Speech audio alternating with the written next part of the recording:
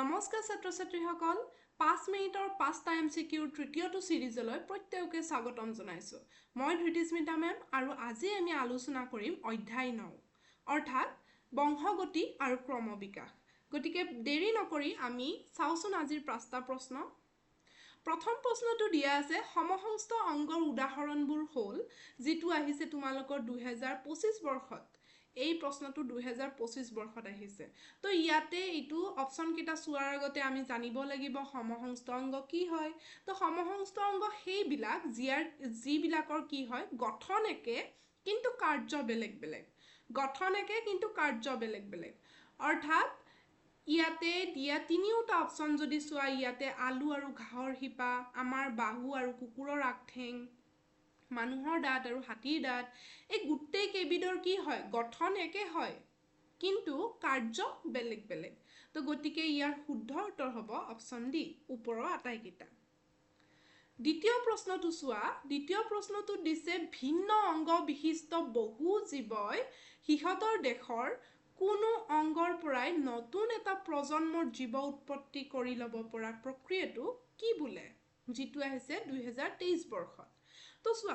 বহু জীৱ অৰ্থাৎ কি হয় কোনো জীৱই তাৰ যদি নিজৰ অংগৰ পৰা আকৌ যদি নতুন এটা জীৱৰ উৎপত্তি কৰিব পাৰে সেই প্ৰক্ৰিয়াটোক কি বোলা হয় সেই প্ৰক্ৰিয়াটোক বোলা হয় পুনৰ্জীৱন এই প্ৰশ্নটোৰ উত্তৰটো আমি ভালকে বুজো এটা উদাহৰণৰ দ্বাৰা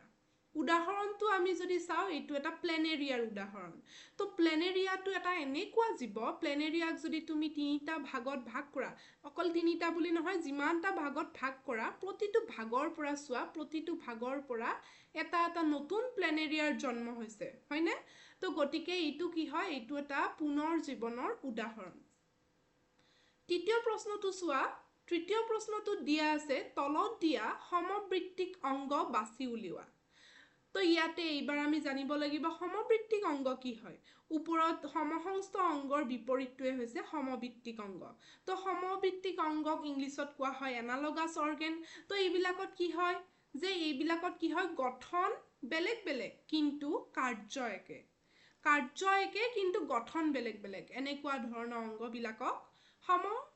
সমবৃত্তিক অংগ বোলা হয় তো ইয়াতে যদি চাও ইয়াতে অপচন কোনটো হ'ব অপচন হ'ব ডি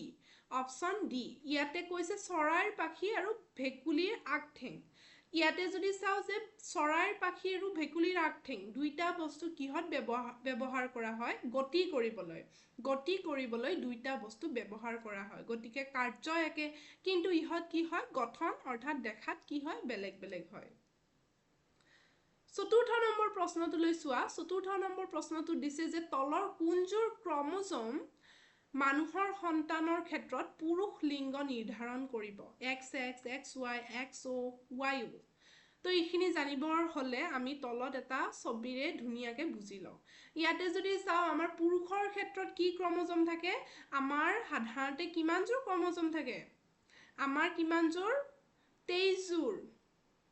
23যোৰ ক্ৰমোজম আমাৰ শৰীৰত থাকে তাৰে 22যোৰ হৈছে অটোজম আৰু লাষ্টৰ যোনটো হৈছে তোমাৰ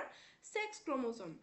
এতিয়া পুৰুষৰ ক্ষেত্ৰত থাকিব XY আৰু মহিলাৰ ক্ষেত্ৰত থাকিব XX যেতিয়া তোমাৰ বাচ্চাটো আহিব বাচ্চাটোৰ তাত কি আহিব মহিলাৰ পৰা আহিব X ক্ৰমোজম আৰু পুৰুষৰ পৰা বাচ্চাটোৰ তাত হয়তো X ক্ৰমোজমো আহিব পাৰে হয়তো Y ক্ৰমোজমো আহিব পাৰে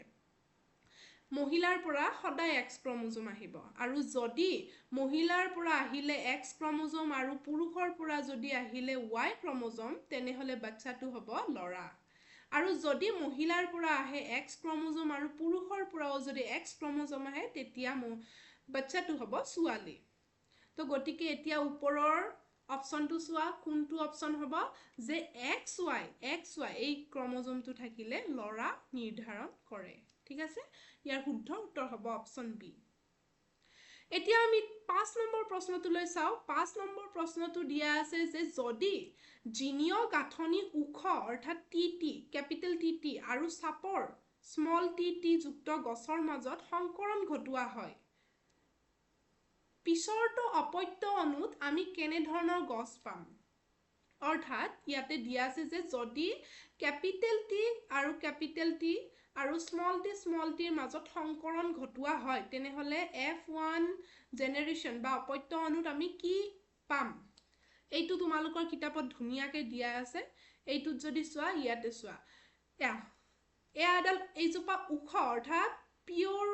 তল অৰ্থাৎ টি কেপিটেল টি আৰু চাপৰ স্মল টিৰ মাজত আমি সংকৰণ ঘটাইছোঁ আৰু পিছত প্ৰজেনী অৰ্থাৎ পিছৰ জেনেৰেশ্যনত কি পাইছোঁ সকলোবিলাক কি পাইছোঁ ওখ পাইছোঁ সকলোবিলাক ওখ তো গতিকে এতিয়া ওপৰৰ কোনটো অপশ্যন শুদ্ধ হ'ব চোৱা কেৱল ওখ অপশ্যন বি